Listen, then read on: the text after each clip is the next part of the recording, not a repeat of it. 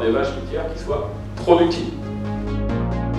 Une génisse qui va veiller à 24 mois, il faudrait à peu près qu'elle fasse 85% le poids de vos vaches. Pourquoi c'est un pourcentage? Parce que vous avez tous dans la salle des génétiques différentes. Vous avez tous des poids de vaches différents. Ben, on ne va pas attendre les mêmes poids OVH de génisse. Quand le veau est expulsé, si c'est pas propre, ben la première bouchée qu'il prend, c'est des pathogènes. C'est l'énergie qui tire la croissance du veau.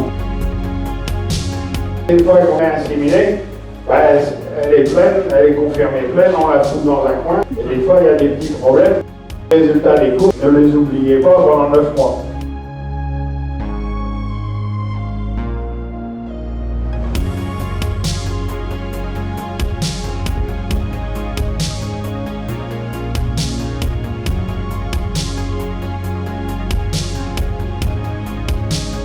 Bienvenue au GAEC du Clos d'Olivier à Sonzé. Je suis Vincent Pétro. Donc l'objectif d'exploitation, c'est de produire 2 150 000 litres de lait. Donc en gros 40 kg de lait par vache en moyenne au robot, afin d'optimiser la production et dégager un EBE satisfaisant. Donc l'objectif à court terme, c'est d'améliorer la moyenne du troupeau en améliorant la production des génisses. Ce qu'on veut, c'est surtout des veaux en bonne santé, des génisses qui montent plus rapidement au pic, avec un vélage à 24 mois en moyenne. Aujourd'hui, une ration vache taille bien calée, c'est une vache qui va tout seule, qui se délivre aussitôt, qui monte à 40 litres au bout de 10 jours et qu'on voit en chaleur entre 20 et 25 jours après.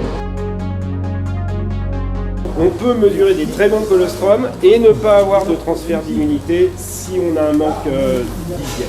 On sèvre les animaux pas par rapport au poids, pas par rapport à l'aspect, mais par rapport à la mesure des bêta-OH en semaine 9. Parce qu'on est rendu à 103 kg et on a augmenté de plus de 20% la croissance au sevrage et en ayant diminué l'âge au sevrage de 20 jours.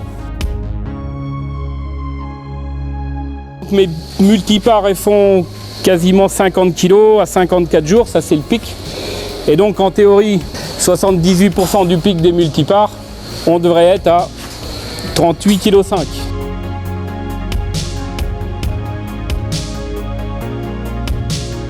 Eh ben, très bien, une très bonne journée, très complète, très technique. Ça m'a permis aujourd'hui de me rendre compte qu'il y avait des choses à revoir. Au niveau hygiène en tout cas, c'est vrai que je me rends compte qu'on n'est pas toujours nickel, notamment sur le transport du colostrum. Franck nous apporte énormément de choses, on voit qu'en plus les autres pays sont un peu plus en avance que nous et on a encore du travail à faire. Très satisfaisante, oui, avec des personnes précises, motivés et qui donnent envie de les suivre. La recherche évolue et il y a toujours des petits points à améliorer.